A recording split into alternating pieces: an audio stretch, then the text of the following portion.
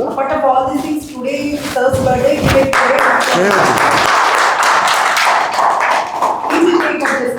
ఇప్పుడు చేసుకుందాం. Evening cutting ఉంటుంది. ఇప్పుడైతే మనం కంప్లీట్ సెషన్ పైకి వెళ్తున్నాం. అండ్ మేజర్లీ ఏంటంటే మన టైం కౌంట్ అవుతుంది కాబట్టి because 2 days work of every day is valuable కాబట్టి వచ్చిన ఇక్కడ వెరీ లిమిటెడ్ మెంబర్స్ మాత్రమే తీసుకున్నాము. యాజ్ మీ కొత్తగాను కూడా registrar of Telugu university Hanumantharao గారు, ప్రొఫెసర్ హనుమంతరావు గారు అంతా వస్తున్నారు. ఇంటరాక్షన్ సెషన్గా విఎన్ ఆదిత్య గారు, అలానే ఫణిప్రకాష్ గారు, తోటపల్లి సాయినాథ్ గారు వారి గురించి లిటిల్ బిట్ సార్ చెప్తారు. దీని నుంచి ఉన్నటువంటి 24+1 టెక్నాలజీని కూడా యాడ్ చేసుకొని 25 ఇప్పుడు 26 అంటున్నాం. ఇంతకుముందు 24, ఇప్పుడు 25, ఇప్పుడు 26 ఏఐ కూడా వచ్చేసింది. యాడ్ అవుతూ ఉంటాయి.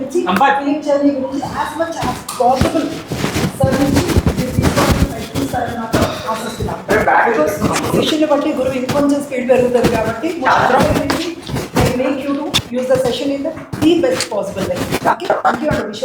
జనరల్గా మనకి ఫిలిం ప్రొడక్షన్లో ఎన్ని స్టేజెస్ ఉంటాయి?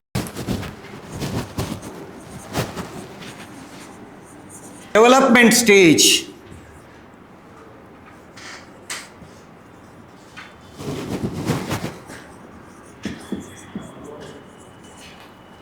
దీన్ని మనం స్క్రిప్ట్ స్టేజ్ అంటాం. సెకండ్ స్టేజ్ మామూలు as usual pre production.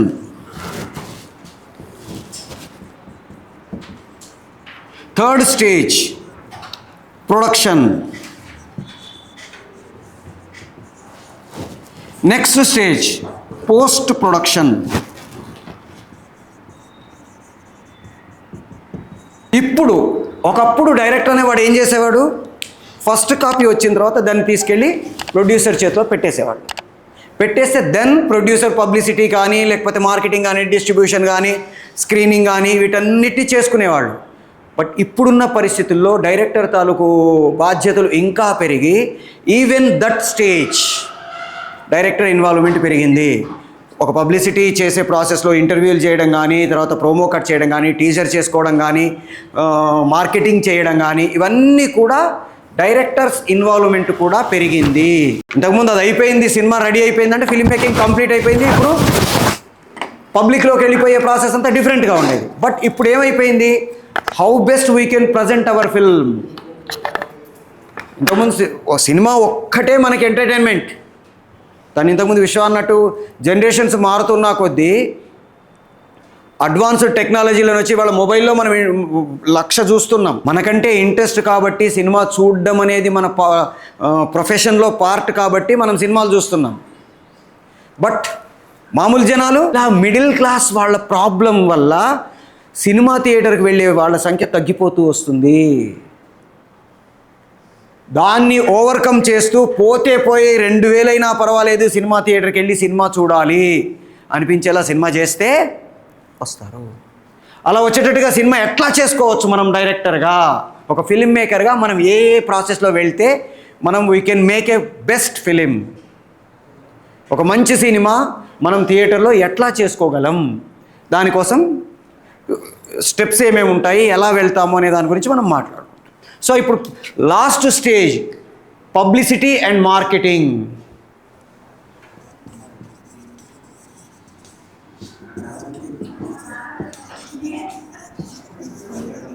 Five stages అయ్యాయి. అన్ని స్టేజెస్లో ఫిలిం మేకింగే. మరి ప్రీ ఏంటి, పోస్ట్ ఏంటి, ప్రొడక్షన్ ఏంటి? ఎందుకు ఈ బైఫర్కేషన్? మీ సినిమా ఎంత కంప్లీట్ అయింది అని అడిగితే ఏం చెప్తారు? నా వర్క్ ఎక్కడి దాకా వెళ్ళింది, ఎక్కడి దాకా ఆగింది, ఎక్కడి నుంచి ఇంకా ముందుకు వెళ్ళాలి, ఏ స్టేజ్లో నా వర్క్ ఉంది అని నాకు తెలియాలిగా. నాకు ఒక అవగాహన రావాలంటే ఎప్పుడు కూడా మనం చేసే వర్క్ని డివిజన్ చేసుకొని ఎక్కడెక్కడ ఎప్పుడెప్పుడు ఏ వర్క్స్ చేసుకుంటూ వెళితే కంఫర్టబుల్గా we can reach the goal. రాసుకోవడం అనుకున్నారా? తెలుసు అనుకుంటే పర్లేదు. 5 పీస్ ఆఫ్ ప్రజెంటేషన్ అంటాం.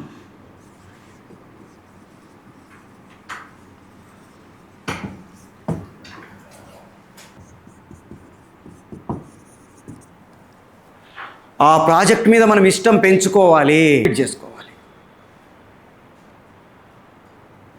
నేను రెడీ అయిన తర్వాత దాన్ని అప్పటిదాకా మన కోసం ఎవరు అల్లుడు వచ్చేదాకా అమావాస్య అవుతుందా? అది వస్తుంది, వెళ్ళిపోతుంది. అందుకని ఏం చేయాలి? మనం మన క్యాలిబర్ది సెలెక్ట్ చేసుకోవడంతో పాటు మనం సెలెక్ట్ చేసుకున్న దానికి అనుగుణంగా మన క్యాలిబర్ని పెంచుకోవాలి. ఇది చాలా important. We have to develop our calibre according to status of our project. Budget, మనం అనుకున్న బడ్జెట్ ఎంత, ప్రాజెక్ట్ బడ్జెట్ ఎంత, రెండు ఓకే అనుకోండి, ప్రాబ్లం లేదు. సో బడ్జెట్ తర్వాత last but not the least time. మనకు ఎంతవరకు టైం బౌండ్ ఉంది? ఎన్ని రోజుల్లో నేను ప్రాజెక్ట్ని కంప్లీట్ చేయగలను, ఎన్ని రోజుల్లో ప్రాజెక్ట్ కంప్లీట్ కావాలి, ఎన్ని రోజులైనా పర్వాలేదు. 3 స్టేజెస్ ఉన్నాయి.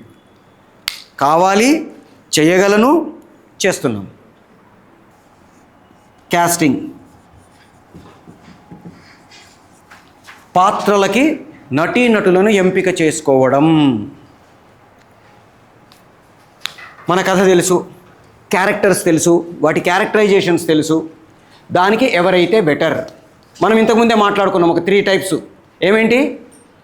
ముందే అనుకొని రాసుకోవడం, రాసిన దానికి సెలెక్ట్ చేసుకోవడం, మార్పులు చేర్పులు చేసుకోవడం. ఈ ప్రాసెస్లో primary casting, secondary casting, general casting 3 ఉంటాయి. ప్రైమరీ క్యాస్టింగ్ అంటే మేజర్ క్యారెక్టర్సు, నాకు వీళ్ళు ఖచ్చితంగా ఉండి తీరాలి అనుకునే క్యారెక్టర్స్ని సెలెక్ట్ చేసుకునే ప్రాసెస్. సెకండరీ క్యాస్టింగ్ అంటే ఏదో క్యారెక్టర్ ఎవరినో ఒకరిని పెట్టుకోవచ్చులే, లాస్ట్ మినిట్లో కూడా మనం చూసుకోవచ్చు అనుకునే టైపు అవి ఉంటాయి. తర్వాత జనరల్ అనేది అట్మాస్ఫియర్ క్యారెక్టర్సు, జూనియర్ ఆర్టిస్టులు, ఆ గుంపులు, క్రౌడు, ఇలాంటి వాటి కోసం సెలెక్ట్ చేసుకునేవి. ఈ 3 రకాల క్యాస్టింగ్ మనం చేసుకుంటాము. చేసుకునే ప్రాసెస్లో ఎట్లా సెలెక్ట్ చేసుకోవాలి, జనరల్గా ఎట్లా సెలెక్ట్ చేసుకుంటాము? ఫస్ట్ది పాపులర్ ఆబ్లిక్ స్టార్స్, బాగా పేరున్న ఆర్టిస్టులు, వాళ్ళ వల్ల మన సినిమాకి ఫెచ్చింగ్ అవుతుంది. ఇప్పుడు నెక్స్ట్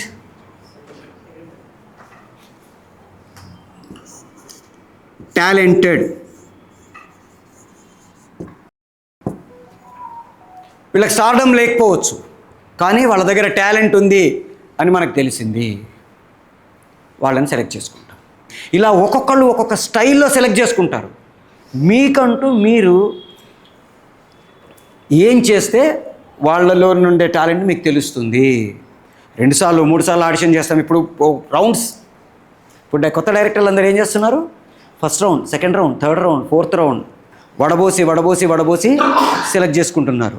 కొన్ని సెలెక్ట్ చేసిన వాళ్ళు ఏమైనా ఫైనల్ అద్భుతంగా చేస్తారా?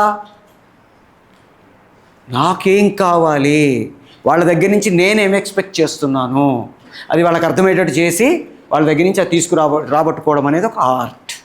అదంతా ఈ కాస్టింగ్ ప్రాసెస్లో చేసుకుంటాము. Charts prepare చేసుకోవలేను.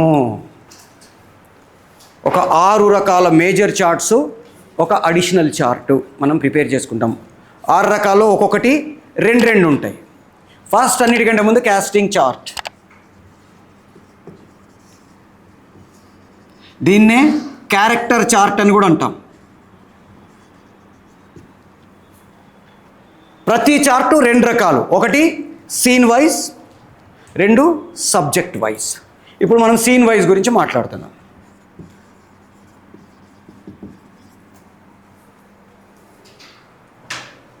మన సినిమాలో ఎన్ని క్యారెక్టర్స్ ఉన్నాయో అన్ని క్యారెక్టర్కి సంబంధించిన ఇన్ఫర్మేషన్ మనం ఈ చార్ట్లో రాసుకోవాలేను.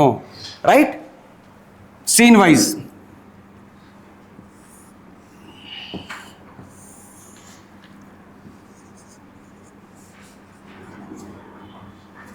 Banner, title, serial number, scene number, gist of the scene,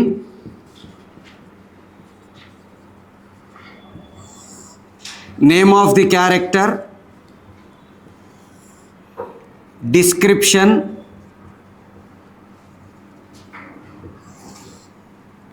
remarks. 1 2 ఒకటే ఉంటాయి కదా దాదాపుగా, సీరియల్ నెంబరు సీన్ నెంబరు, మళ్ళీ 2 వేరే వేరే రాసుకోవడం ఎందుకు? ఒక్కొక్కసారి సీన్లో 1A 1B 1C అలా కూడా ఉంటాయి. 17A 17B 17C ఒక లొకేషన్లో ఉండే లొకేషన్ చార్ట్ రాసినప్పుడు మనకు మళ్ళీ అర్థమవుతుంది. ఇది లొకేషన్, షాఫ్ట్ అనేది లొకేషన్ అనుకోండి. కింద మనం రిసెప్షన్ దగ్గరికి వచ్చాము, అదొక సబ్ లొకేషన్, ఇదొక సబ్ లొకేషన్. అక్కడ టీ తాగారు, అదొక సబ్ లొకేషన్. పైకి వెళ్ళారు, అదొక సబ్ లొకేషన్. ఇన్ని సబ్ లొకేషన్స్, అన్నీ ఒకే లొకేషన్, కానీ ఈ సబ్ లొకేషన్స్లో ఉండే సీన్స్ అన్నిటికీ ABCలు పెట్టుకుంటాం. ఎందుకని? ఒకే చోట జరుగుతుంది కానీ దాంట్లో చిన్న వేరియేషన్స్ ఉన్నాయి. Next name of the character. ఉదాహరణకి serial number 1 scene number 1 Sivagami పైనుండి కిందికి రావడం. క్యారెక్టర్స్ శివగామి, మహేంద్ర బాహుబలి 1. అదేంటి మహేంద్ర బాహుబలి 1 ఏంటి? చిన్నపిల్లాడు ఎప్పుడు ఉంటాడు, తర్వాత పైకి ఎక్కేటప్పుడు ఒక 3 4 5 6 ఏళ్ల పిల్లాడు ఉంటాడు, తర్వాత ఒక 10 ఏళ్ళ 12 ఏళ్ల పిల్లాడు ఉంటాడు, తర్వాత ప్రభాస్ అవుతాడు. మహేంద్ర బాహుబలి 1 2 3 4 నలుగురు ఉన్నారు. ఒక్కళ్ళే అనుకోండి మహేంద్ర బాహుబలి రాస్తా. ఆర్టిస్టులు ఆ ఏజ్ గ్రూప్స్ మారుతున్నాయి అనుకున్నప్పుడు ఈ 1 2 రాసుకుంటా. రైట్. శివగామి డిస్క్రిప్షన్ ఎలా ఉంటుంది? వీపులో బాణం గుచ్చుకొని ఉంటుంది, ముఖమంతా గాయాలతో ఉంటుంది, ఒక మహారాణి లాంటి డ్రెస్ వేసుకొని ఉంటుంది. సో అండ్ సో ఆ క్యారెక్టరు, ఏజు, క్యారెక్టరైజేషను, శివగామి ఫలానా మహిష్మతి రాజమాత, దానికి సంబంధించిన డిస్క్రిప్షన్ అంతా నేను ఇక్కడ రాసేసుకుంటా. రిమార్క్స్లో ఆ క్యారెక్టర్ ప్రైమరీ క్యారెక్టరా, సెకండరీ క్యారెక్టరా, ఏదో అట్మాస్ఫియర్ కోసం క్రియేట్ చేసుకుంటున్న క్యారెక్టరా, లేకపోతే ఏదన్నా స్పెసిఫిక్ పర్పస్ కోసం 1-2 సీన్లలో వచ్చే క్యారెక్టరా, ఇంపార్టెంటా, ఎవరినో ఒకళ్ళని పెట్టేసుకోవచ్చా అనేది ఇక్కడ నేను రాసుకుంటా. ప్రైమరీయా, సెకండరీయా, ఏదో గుంపులో గోవిందం క్యారెక్టరా. ఎందుకని?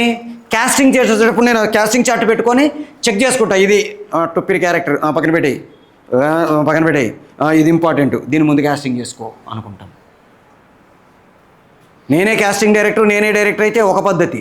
కాస్టింగ్ డైరెక్టర్ వేడేవాడైతే ఈ చార్ట్ చూసి ప్రయారిటీస్ ఇస్తాడు మనకి. కాస్టింగ్ డైరెక్టర్ ఏం చేస్తాడు? 1 2 3 4 ఒక 4 ప్రయారిటీస్ ఇస్తాడు మనకి.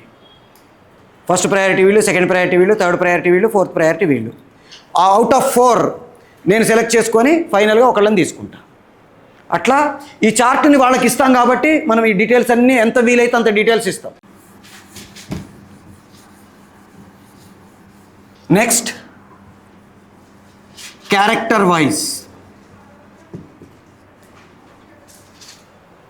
Casting chart character wise.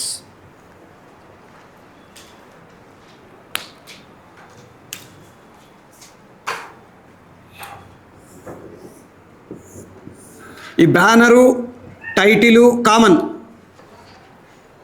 అదే చార్ట్ అయినా బ్యానరు, టైటిలు. ఎందుకని? ఆ సినిమాకి సంబంధించినవని మనకు తెలుసు కాబట్టి. రాయకుండా కూడా మనకు ఆ సినిమా కోసమే వర్క్ చేస్తున్నాం కదా అనిపించవచ్చుగా. మరి ఎందుకు రాయడం?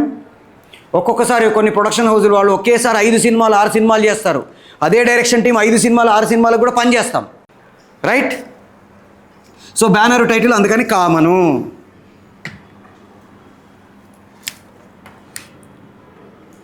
Serial number, name of the character, scene numbers, total number of scenes. ఏమేంటి? Serial number, name of the character, scene numbers, total number of scenes. అంటే ప్రతి క్యారెక్టరు ఏ సీన్లలో ఉంది, ఎన్ని సీన్లలో ఉంది. ఉదాహరణకి Sivagami, serial number 1, name of the character Sivagami. Scene number 1లో ఉంది, 2లో ఉంది, 3లో ఉంది, 4లో లేదు, 5లో లేదు, 6లో లేదు, 7లో లేదు, 8లో లేదు, 9, 10, 11, 12, 13, 14, 15, 16, 35 సీన్లో ఉంది. మళ్ళీ 35, 36, 42 దాకా ఉంది. మళ్ళీ తర్వాత లేదు. మళ్ళీ ఒక 10 సీన్లు, మళ్ళీ ఒక 4 సీన్లు, మొత్తం కలిపి శివగామి గారి సినిమాలో ఒక 48 సీన్లు ఉన్నాయి. ఎందుకు ఈ చార్టు? మనం క్యాస్టింగ్ చేసుకునేటప్పుడు వాళ్ళకి ఎన్ని రోజులు మనం డేట్లు అడగాలి, వాళ్ళ క్యారెక్టర్ ఇంపార్టెన్స్ ఎంత ఉంది, దాన్ని బట్టి నేను క్యాస్టింగ్ చేసుకుంటా. ఎవరిని చేసుకోవాలి? శివగామి గారికి కొత్త అమ్మాయిని చేశాను అనుకోండి, 48 సీన్లు ఉన్న ఆర్టిస్ట్ క్యారెక్టర్ని నేను ఎవరో కొత్త వాళ్ళని పెట్టేసుకున్నాను అనుకోండి, వాళ్ళు పర్ఫార్మెన్స్ చేయలేకపోతే. కాబట్టి ఇంపార్టెన్స్ ఆఫ్ ది క్యారెక్టరు, వాళ్ళు ఎన్ని సీన్లలో ఉన్నారు, ఆ లిస్ట్ తెలిస్తే నేను క్యాస్టింగ్ చేసుకునేటప్పుడు నాకు ఈజీ అవుతుంది. అందుకని క్యారెక్టర్ వైజ్ చార్ట్లో నేనేం చేస్తా, ఏ సీన్లలో ఉన్నారు, ఎన్ని సీన్లు ఉన్నాయి. నేను షూటింగ్ చేసే టైంలో ఈ సీన్ అయిపోయింది అనుకోండి, వాళ్ళ కాల్ షీట్ అయిపోయింది, కథం రౌండ్ చేసుకుంటూ వెళ్ళిపోతా. మొత్తం ఎన్ని సీన్లు అయిపోయినాయి, ఓకే వీళ్ళ పని అయిపోయింది, వీళ్ళు చేయించాల్సుకున్న వర్క్ అయిపోయింది, నాకు ఈజీ అవుతుంది.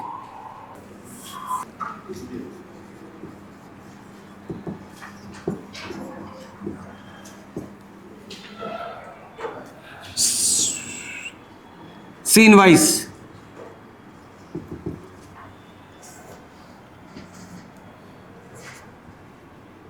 Banner, title, location chart, scene wise, serial number, scene number, gist of the scene,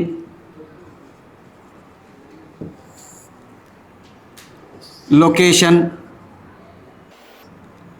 sub location, description, remarks. Serial number, scene number, gist of the scene ఇవి కామన్. లొకేషన్, హీరో ఇల్లు అనుకుందాం. Sub location, bedroom. Hero ఇల్లు ఎలా ఉండాలి, bedroom ఎలా ఉండాలి. Description, ఎంత వీలైతే అంత ఎక్కువ డిస్క్రిప్షన్ మనం ఇవ్వడానికి ట్రై చేస్తాం. ఇప్పుడు హీరో ఆ క్యారెక్టర్ గురించి మనకు తెలుసు, మిడిల్ క్లాసా, హై క్లాసా, ఇల్లు అంటే ఎలాంటిది, ఓ పెంకుటిల్లా, ప్యాలెసా, డూప్లెక్స్ హౌసా, అపార్ట్మెంట్లో ఒక పార్టా, పల్లెటూరులో ఉండే ఒక చిన్న గుడిసెనా, ఏంటిది, ఆ డిస్క్రిప్షన్లో మనం మ్యాక్సిమం డీటెయిల్స్ ఇవ్వడానికి ట్రై చేస్తాం. హీరో ఇంట్లో కిచెన్ ఎలా ఉంది, బెడ్రూమ్ ఎలా ఉంది, రెండు డిస్క్రిప్షన్ ఇస్తాం. అట్లా ఎన్ని డీటెయిల్స్ ఇస్తే అన్ని డీటెయిల్స్ ఇస్తాం.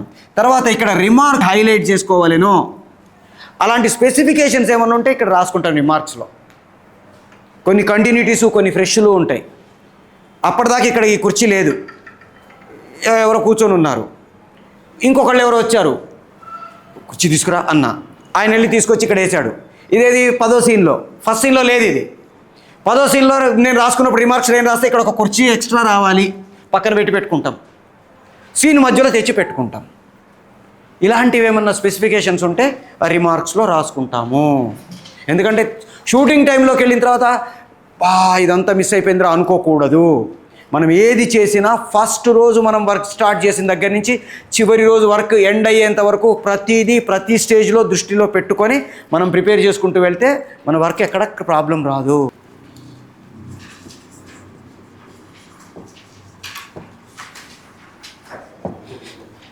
ఈ ప్రాపర్టీస్ రెండు రకాలు, సెట్ ప్రాపర్టీస్, హ్యాండ్ ప్రాపర్టీస్.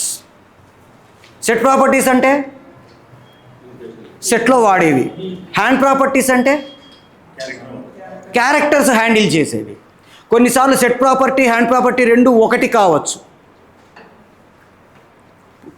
దాన్ని మనం చాలా జాగ్రత్తగా చెక్ చేసుకోవాలేను, రైట్? సీన్ వైజ్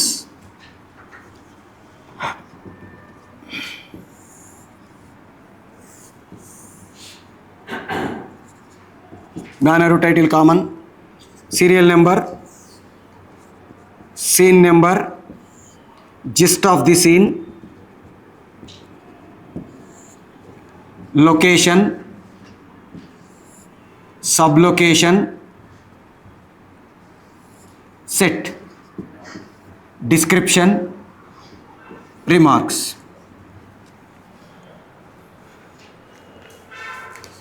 లొకేషన్ ఏది, దాంట్లో సబ్ లొకేషన్ ఏది, దాంట్లో సెట్ ఏంటి, సెట్ ప్రాపర్టీస్ ఏంటి, సెట్టు ప్రాప్స్ రెండు రాసుకుంటాం. సెట్కి సెట్ ప్రాపర్టీస్కి తేడా ఏంటి? సెట్ అంటే కన్స్ట్రక్టివ్, కదలకుండా ఉండేది.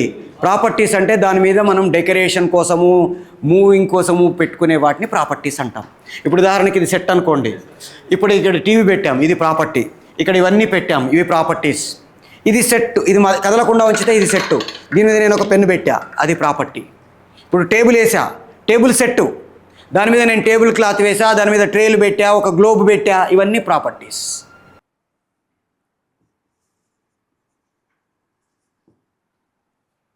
Costume department. ఇక్కడ మన వైపు నుంచి ఒక ఇద్దరు ఉంటారు. ఒకళ్ళు కాస్ట్యూమ్ ఇన్ఛార్జు, కంటిన్యూటీ రాసేవాళ్ళు. రెండు వార్డ్రోబ్ ఇన్ఛార్జ్.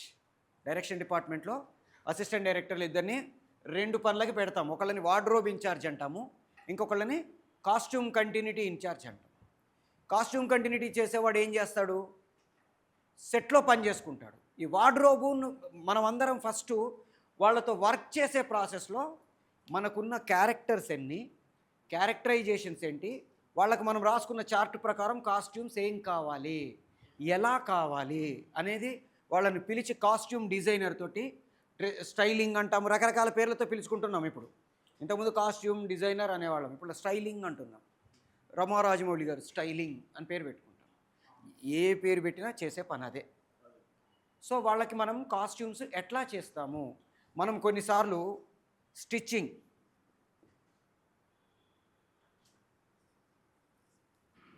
కొన్నిసార్లు రెడీమేడ్, కొన్నిసార్లు ఓన్, కొన్నిసార్లు రెంట్. ఏమేం చేస్తాము? కొన్నిసార్లు కుట్టిస్తాము, కొన్నిసార్లు రెడీమేడ్ తీసేసుకుంటాము, కొన్నిసార్లు వాళ్ళని ఓన్గా తెచ్చేసుకోమంటాము, కొన్నిసార్లు రెంట్కు తెచ్చి వాడతాము. కొనాలా, కుట్టించడమా, రెంట్కి తేవాలా అనేది ఎట్లా డిసైడ్ చేస్తాం?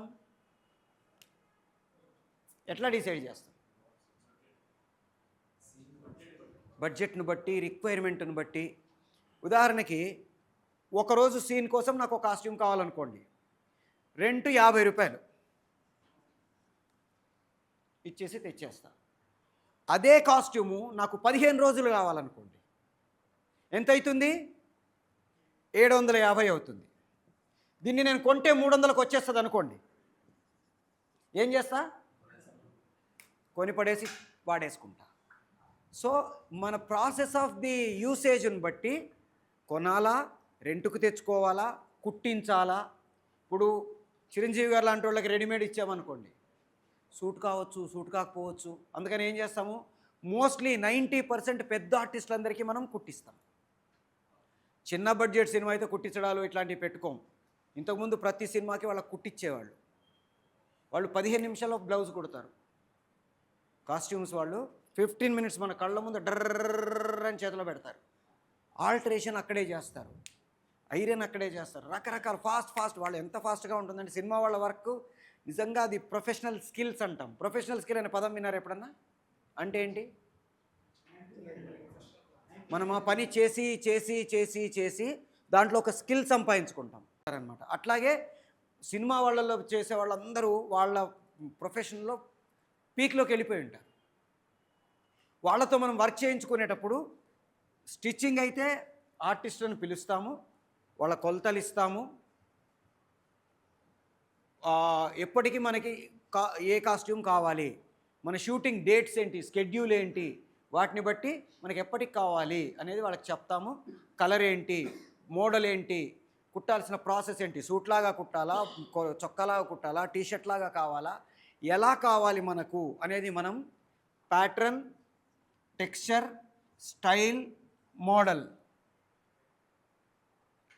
ప్యాటర్న్, టెక్స్చర్, స్టైల్, మోడల్, క్లాత్తో సహా మనం డిఫరెంట్ మనం ప్లాన్ చేసుకొని తీసుకుంటాము. సిల్క్ టైప్ కావాలా, కాటన్ టైప్ కావాలా, పాలిస్టర్ కావాలా, మక్మల్ కావాలా, ఆ క్యారెక్టర్కి ఎలాంటిదైతే మనకు పర్ఫెక్టు.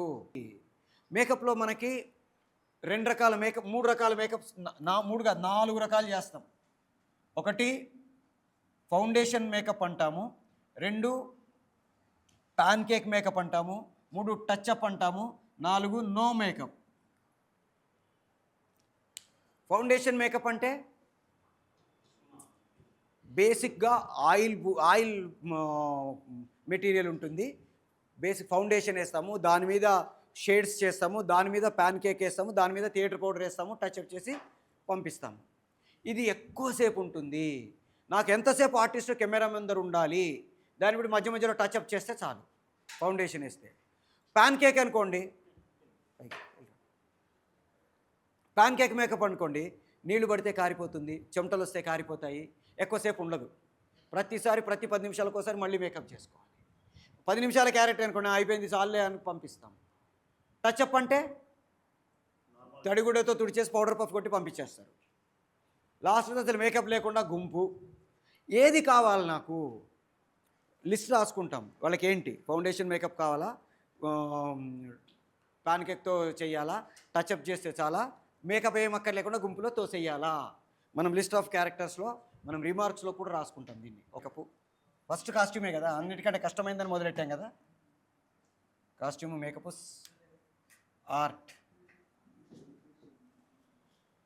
Art department. ఆర్టిఫిషియల్ అనేది ఫస్ట్ ప్రిఫరెన్స్. ఎందుకు? కొంచెం ఖర్చు అయినా కానీ ఫస్ట్ ప్రిఫరెన్స్ ఆర్టిఫిషియల్. ఎందుకు? నాకు కావలసినట్టుగా నేను చేసుకోవచ్చు. ఇప్పుడు గగనం ఉంది, గగనంలో ఫ్లైట్ షూటింగ్ ఉంది. నేను రియల్ ఫ్లైట్లో చేశాను అనుకోండి, దుంప దిగిపోద్ది. ఎందుకని? కరెక్ట్గా ఇంత ప్లేస్ ఉంటుంది, ఎక్కడ కెమెరా పెట్టాలి, నేను ఎక్కడ షూట్ చేయాలి. సెట్ వేశారు కాబట్టి ఏం చేస్తా, ఈ పక్క షూట్ చేసేటప్పుడు ఈ కుర్చీలన్నీ పీకేస్తా, కెమెరా ఇక్కడ పెట్టుకుంటా. ఈ పక్క చేసేటప్పుడు ఈ కుర్చీలు పీకేసి ఇటు పెట్టుకుంటా. వెనక సైడ్ చేసేటప్పుడు ముందు కుర్చీలు పీకేసి పెట్టుకుంటా, వెనక చేసేటప్పుడు ఈ కుర్చీలు తీసేస్తా. ఇప్పుడు మీకు సంజయ్ లీలా బన్సారీ సినిమాలు చూడండి, ఇలా ఉంటాయి సెట్లు. మీరు ఎక్స్ట్రీమ్ లాంగ్ షాట్ పెట్టుకోవచ్చు, ఏమైనా పెట్టుకోవచ్చు. ఈ గోడ పీకేస్తాడు. మనకి కన్వెన్షన్ హాళ్ళల్లో మధ్యలో ఆర్టిఫిషియల్ వాల్స్ ఉంటాయి, అట్లాగే ఆయన సెట్స్ అన్నీ ఉంటాయి. ఇక్కడ కెమెరా పెట్టాలనుకోండి, ఈ గోడ పీకేస్తాడు, ఇక్కడ కెమెరా పెట్టుకుంటాడు. చూస్తే ఎంత పొడవు ఉంటుంది, ఎంత హ్యూజ్ ఉంటుంది. 50 మంది ఆర్టిస్టులు ఉన్నా కానీ షాట్ పెడితే అందరూ కనబడతారు, ఎఫెక్టివ్గా కనబడుతుంది. నాకు ప్లేస్ లేదనుకోండి, నేను ఎక్కడ పెట్టుకోవాలి కెమెరా? ఇట్లాంటి హాల్ అనుకోండి, నేను కెమెరా కొంత లాంగ్ షాట్ పెట్టుకోవడానికి అవకాశం ఉంటుంది. కింద మీరు కూర్చున్న హాల్ అనుకోండి, ఇది రిజిస్ట్రేషన్ టైంకి వచ్చినప్పుడు ఉన్న రిసెప్షన్ హాల్ అనుకోండి, ఎక్కడ పెడతా కెమెరా? ఉన్న ఇంత ప్లేస్లో ఇరికిచ్చి అబ్బా షాట్ చాలేవో అనిపిస్తుంది. అందుకని ఏం చేస్తాము, వీలైనంత వరకు మనకి కంఫర్టబుల్గా ఉండేటట్టుగా సెట్ ఉంటే బెస్ట్. లేదు న్యాచురల్లో అంత కంఫర్టబుల్గా ఉండేది దొరికింది అనుకోండి, హ్యాపీ. మనమే డైరెక్టరే, కెమెరామెన్, వీళ్ళందరూ గుర్తుపెట్టుకోండి. చాలామంది ఏమనుకుంటారంటే సినిమాటోగ్రాఫర్ షార్ట్ డివిజన్ చేస్తాడు, ఆర్ట్ డైరెక్టర్ మొత్తం డైరెక్టర్స్ ఐడియా. అందుకే సినిమాని the film is the personal signature of A director అంటాం. సినిమా అనేది డైరెక్టర్స్ మీడియం, థియేటర్ అనేది యాక్టర్స్ మీడియం. డైరెక్టర్కి ఏం కావాలో ఫైనల్ మనం అదే మాట్లాడుకునేది. జనరల్గా డైరెక్టర్కి ఒక 5 ఎలిమెంట్స్ ఎక్కువ తెలిసి ఉండాలి. 25 ఇప్పుడు 26 క్రాఫ్ట్లు అంటాం ఏఐ కలుపుకొని. మొన్నటిదాకా 24 ఉండేది, ఒకటి గ్రాఫిక్స్ యానిమేషన్ యాడ్ అయ్యి 25 అయ్యాయి. ఇప్పుడు ఏఐ కూడా కలిపితే 26 క్రాఫ్ట్లు అంటున్నాం. ఈ 24 క్రాఫ్ట్స్లో ఒక 5 క్రాఫ్ట్ల మీద డైరెక్టర్కి ఫుల్ కమాండ్ ఉండాలి. ఫస్ట్ది స్క్రిప్ట్, సెకండ్ది సినిమాటోగ్రఫీ, థర్డ్ది ఎడిటింగ్, ఫోర్త్ది యాక్టింగ్, 5 డైరెక్షన్ తన క్రాఫ్ట్. మిగతా అన్నీ బేసిక్స్ తెలిస్తే చాలు. సో ఈ 5 క్రాఫ్ట్ల మీద ఎంత ఎక్కువ నాలెడ్జ్ ఉంటే అంత మంచిది. సో మనకి ఏం కావాలి, ఆ సెట్లో ఎన్ని రోజులు వర్క్ ఉంది, ఒకరోజు వర్క్ ఉందా, 2 రోజులు వర్క్ ఉందా, 15 రోజులు వర్క్ ఉందా, నెల రోజులు వర్క్ ఉందా, దాన్ని బట్టి మనం ఆర్టిఫిషియల్కి వెళ్ళాలా, న్యాచురల్కి వెళ్ళాలా, లేకపోతే ఉన్న దాంట్లో మార్పులు చేసుకోవాలనేది డిసైడ్ చేసుకుంటాము. అక్కడ కూడా మళ్ళీ మనం ఫస్ట్ పొద్దున మాట్లాడుకున్నట్టు used set, semi used set, dummy set. Used set అంటే దాన్ని మనం పూర్తిగా వాడతాం. కారిడారు ఇవన్నీ సెమీ యూజ్డ్ సెట్ వేశారు, ఎందుకంటే పిల్లర్స్ అవి ముట్టుకోం, ఒట్టి మధ్యలో నడుస్తాం. ఆ డోర్సు ఇవన్నీ డమ్మీ, ఒక్క డోర్ మాత్రమే ఒరిజినల్. సో నాకు ఏది అవసరం, ఎంత అవసరం, నా బడ్జెట్ ఎంత, ఈ బడ్జెట్లో నేను ఏం చేసుకోగలను, మనం దానికోసం కాంప్రమైజ్ అయ్యామనుకోండి, ఆ క్వాలిటీ మనకి అవుట్పుట్ మీద కనబడుతుంది. అందుకని నాకేం కావాలి, ఎలా కావాలి అనేది మనం ఆర్ట్ డైరెక్టర్తో డిస్కస్ చేస్తాం. ఏ సెట్ ఎప్పటికి కావాలి, అక్కడ ఆర్ట్ డైరెక్టరు ప్రొడక్షన్ మేనేజరు కలిసి బయట ఎక్కడన్నా ఉన్న లొకేషన్స్, ఇప్పుడు నాకు ఒక డెన్ కావాలనుకోండి, ఎక్కడికి వెళ్తాం, హైదరాబాద్లో డెన్నులాగా కనబడే ప్లేసులు ఒక 7-8 ఉన్నాయి. మన గోల్కొండ టూమ్స్కి వెళ్ళిపోతారు. డెన్నులాగా అంటే టూమ్స్ అన్నీ ఇట్లా ఇట్లా ఇట్లా ఉంటాయి. తర్వాత ఇక్కడ గచ్చిబౌలి యూతల దర్గా నుంచి గచ్చిబౌలి మధ్యలో రైట్ సైడ్లో ఒక బిల్డింగ్ ఉంటుంది, అంకుశం హౌస్ అంటాం. రామిరెడ్డి గారు వాళ్ళ డెన్ను పర్మనెంట్, అది ఇంకా డెన్నులా అంటే అక్కడికి వెళ్ళిపోతారు. కట్ అవే మ్యాచ్ అంటాం. ఇది నేను షూటింగ్లో చేస్తే తప్ప ఎడిటర్ చేయలేడు. మామూలుగా ఏ షాట్ అయినా ఎడిటర్ ఏం చేస్తాడు, రకరకాల ట్రాన్సిషన్స్ వాటిని పెట్టి ఎంతవరకు ఉంచాలి, ఏది తీసేయాలి సెట్ చేసుకుంటారు. నేను ఇచ్చిన రా ఫుటేజ్ని బట్టి చేస్తాడు. కానీ కొన్ని షాట్లు ఎడిటరు నాకు కొన్ని ఇలా చేస్తే బాగుంటుందని చెప్తాడు. అది నాకు తెలిస్తే నేను చేస్తా, లేదంటే అతని సలహాలు తీసుకొని చేస్తాను. పోస్ట్ ప్రొడక్షన్లో మనం ఎడిటింగ్ టైంలో కొన్ని జాగ్రత్తలు తీసుకోకపోతే, అంటే షూటింగ్ చేసే ప్రాసెస్లోనే జాగ్రత్తలు తీసుకోకపోతే ఎడిటింగ్ టైంకి వచ్చేసరికి కంపవుతుంది. ఇంతకుముందు మనం మాట్లాడుకున్న అందరి వాడు షాట్ లాగా. అందుకని ఏం చేస్తాము, ఎడిటర్తో డిస్కస్ చేస్తాం. మొత్తం మన సీన్లు ఎన్ని, ఎడిటింగ్కి ఎన్ని రోజులు పట్టొచ్చు, సెట్లో ఆన్ సెట్ ఎడిటింగ్ అంటాము. బట్ ఆన్ సెట్ ఎడిటింగ్ అంటే సెట్లో ఒక ఇద్దరు టెక్నికల్ ఇన్ఛార్జెస్ ఉంటారు సెట్లో. ఒకళ్ళు విజువల్ ఎఫెక్ట్స్, గ్రాఫిక్స్ వాళ్ళకి సంబంధించిన వాళ్ళు, 2 ఎడిటింగ్కి సంబంధించిన వాళ్ళు. ఈ ఎడిటింగ్ సంబంధించిన వాళ్ళు ఒక ల్యాప్టాప్, ఒక హార్డ్ డిస్క్లో పెట్టుకొని కూర్చుంటారు. సినిమాటోగ్రాఫర్ చిప్ కంప్లీట్ అయిపోయిన తర్వాత దాన్ని వాళ్ళకి ఇస్తే దాన్ని వాళ్ళు రెండర్ చేస్తారు. కాపీ పేస్ట్ చేయకుండా రెండరింగ్ చెయ్యవలెను. రెండరింగ్ అంటే ఆర్టీసీ అంటాం, రియల్ టైం క్యాప్చరింగ్ అంటాం. అంటే షూటింగ్ చేయడానికి ఎంత టైం పట్టిందో దాదాపుగా క్యాప్చరింగ్కి అంత టైం పడుతుంది. కాపీ పేస్ట్ చేస్తే ఏమవుతుంది, రెజల్యూషన్ ప్రాబ్లం వస్తుంది, జర్కులు వస్తాయి, స్టక్ అయిపోతుంది. మీరు హై రెజల్యూషన్ వాటిని మనం మొబైల్లోకో దాంట్లోకి పెడితే ఏమవుతుంది, జర్కులు వస్తాయి, ఆగిపోతాయి, ఇవన్నీ జరుగుతుంటాయి. అందుకని ఏం చేస్తాము, వీటిని ఫ్రేమ్ టు ఫ్రేమ్ రెండర్ చేయవలెను. ఎడిటింగ్ అప్పుడు ప్రాబ్లం రాదు. అందుకని వాళ్ళు రెండర్ చేస్తారు, చేసి క్యాప్చర్ చేసి దాన్ని ఒక 3-4 ప్లేసెస్లో కాపీ చేసి పెట్టుకోవాలి. ఒక హార్డ్ డిస్క్లో, ఒక ల్యాప్టాప్లో, తర్వాత క్లౌడ్లో, ఇట్లా డిఫరెంట్ ప్లేసెస్లో వాటిని స్టోర్ చేసి పెట్టవలెను. ఎందుకని, ఒకటి పోయింది అంటే దానికోసం మనం పెట్టిన టైము, మనీ, ఎనర్జీ, ఆర్టిస్టుల టైం, అవి ఎంత మొత్తం కంపు. మళ్ళీ అలా ఎగ్జిక్యూట్ కూడా చేయలేము. కొన్నిసార్లు కొన్ని రేర్ షాట్స్ ఉంటాయి, ఒకసారి ఎగ్జిక్యూట్ చేయగలం, దాన్ని రెండోసారి మూడోసారి చేయాలంటే అంత ఖర్చు పెరిగిపోతుంది. అలాంటి షాట్స్ ఉంటే పోయిందనుకోండి అది అవుట్పుట్, ఏం చేస్తాం, చేయడానికి కూడా ఏముండదు. మనం we how to shift to production. మళ్ళీ సేమ్ ఈ డిపార్ట్మెంట్లన్నీ మనం ఏదైతే ముందు కోఆర్డినేట్ చేసుకొని ప్రిపేర్ చేసి పెట్టుకున్నామో ఈ ప్రొడక్షన్స్ అన్నీ కూడా మనకి ప్రొడక్షన్ టైంలోకి వస్తాయి. ఒక్కొక్క డిపార్ట్మెంట్ తోటి మనం అంతకుముందు ఏమనుకున్నామో ఇప్పుడు ఏం చెయ్యవలెను, సెట్లో ప్రాసెస్ ఆఫ్ దాని గురించి మనం రేపు మాట్లాడుకుంటాం. డైరెక్టర్గా షార్ట్ డివిజన్ ఎట్లా చేసుకుంటాము, camera movement, camera distance, camera view points ఏంటి, రూల్స్ ఆఫ్ కెమెరా ఏంటి, వీటన్నిటి గురించి రేపు మనం మార్నింగ్ అంతా మాట్లాడేసుకుంటాం. ప్రొడక్షన్ ప్రాసెస్లో ఒక డైరెక్టర్గా మిగతా క్రాఫ్ట్స్ని హ్యాండిల్ చేసే ప్రాసెస్లో ఆ క్రాఫ్ట్ సినిమాకి కంట్రిబ్యూషన్ ఏంటి, మేకప్ యొక్క ఇంపార్టెన్స్ ఏంటి, అది తేడా వస్తే నేను ప్రొడక్షన్ ఎంత కష్టపడ్డా అక్కడ క్వాలిటీ ఎంత మెయింటైన్ చేస్తున్నారు అది మనం జాగ్రత్తగా చూసుకోకపోతే వాళ్ళు ఏం చేస్తారంటే ప్రతి వాళ్ళు మేనేజ్ చేయడానికి ట్రై చేస్తారు.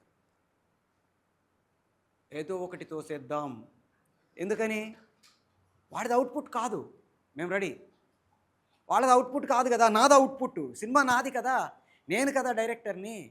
వాళ్ళు ఏం చేస్తారు, తోసేద్దాం. మేకప్ ఏమన్నాము, ఐబ్రోసు 2 ఇక్కడ ఫిల్ కాలే, ఏం కాలే వెళ్ళండి సార్ అంటాడు.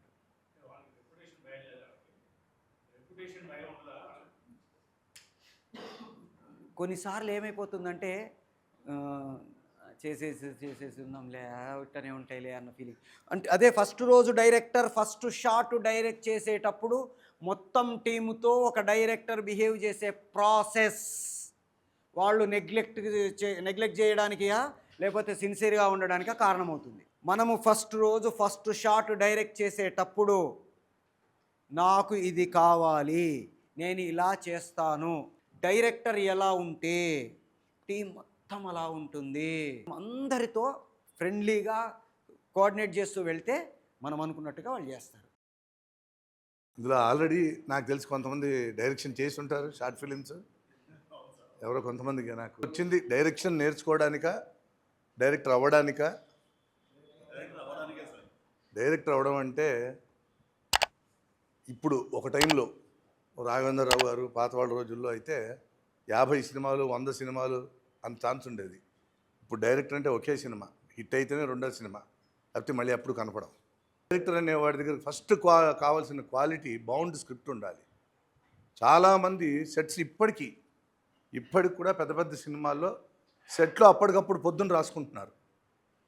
అంటే మన కథలో మనకు ఫిక్స్డ్ డెసిషన్ లేదు అని మనకు అర్థమైపోతుంది. ఆ సినిమా ఎందుకు ఆడుతుంది? ఆడదు కదా. అలాగే పెద్ద పెద్ద సినిమాలు చేద్దాం అనుకుంటున్నారు. సినిమా పెద్దదా చిన్నదా కాదు, సినిమా సినిమాయే. ఏ సినిమా అయినా పక్కా బౌండ్ స్క్రిప్ట్ ఉండాలి. డైరెక్షన్ చేయాలంటే కావాల్సిన క్వాలిటీస్ ఫస్ట్ ఒక మంచి కథ బౌండ్ స్క్రిప్ట్, అంటే నీ మైండ్ ఫిక్స్ అయిపోవాల్సిన స్క్రిప్ట్. కథకి ఎన్ని సీన్లు ఉంటే సినిమా అవుతుంది. సినిమా అంటే మనకి మినిమం 35 mm తీసి ఉండాలి. అంతకుముందు నేను ఫిలిం మీద సినిమా చేసా, తర్వాత దీంట్లో కూడా చిప్లో సినిమా చేశా. అందుకని చెప్తున్నా. గ్రహణం అనే సినిమా విన్నారో లేదో, ఎందుకంటే మోహన్ కృష్ణ, దాన్ని నేను ఎగ్జిక్యూటివ్ ప్రొడ్యూసర్ని, అందులో ఒక వేషం కూడా వేశాను నేను. అతను 8 lakhs సినిమా చేస్తానని సినిమా తీసుకుని వచ్చాడు. అంతకుముందు చలి అని ఒక సినిమా చేశాడు. అతను టొరంటోలో చదువుకుని వచ్చాడు. అంటే అప్పుడు అతని గురించి చెప్పడం కాదు నేను చెప్తుంది. టొరంటోలో చదువుకున్న తెలుగు సినిమా తీయడానికి వచ్చాడు. నేను ఇంగ్లీష్ అనర్గళంగా మాట్లాడానా, తెలుగు అద్భుతంగా మాట్లాడానా కాదు. ఫస్ట్ యూ షుడ్ కన్వే, మీరు చెప్తుంది ముందు వాడికి అర్థం అవ్వాలి. అంటే అది ప్రొడక్షన్ మేనేజర్ అయినా కానీ, కో డైరెక్టర్ కానీ, కెమెరామ్యాన్ అయినా కానీ, ఆర్టిస్ట్ అయినా కానీ మనకు బాగా అర్థం అవుతుంది. మనం ఏంటంటే నేను చాలా క్లియర్గా పర్ఫెక్ట్గా మరి నేను వచ్చేసి లోపలికి వచ్చేసి పొద్దున్న కూర్చొని మాట్లాడేసి అది చేసుకుని వెళ్ళిపో అంటాం. ఎవరికైనా అర్థం అవుతుందా? మీకు అర్థం అవుతుంది. అంటే మీరు చెప్పదలుచుకుని మీకు ఎవరు క్లియర్, బట్ మనం చెప్పదలుచుకుని ముందు వాడికి మనకంతా క్లియర్గా అర్థమైతేనే మనం చేసే పని వాడు ఎగ్జిక్యూట్ చేయగలడు.